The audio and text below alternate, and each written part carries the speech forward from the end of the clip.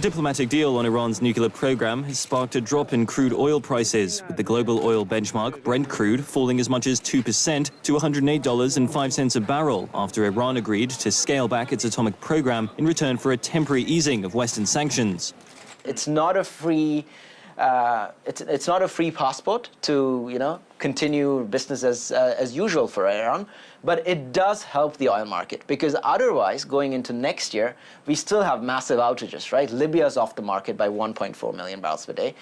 Iraq's also off the market by 300,000 barrels per day, and on top of that, Iran's also reducing.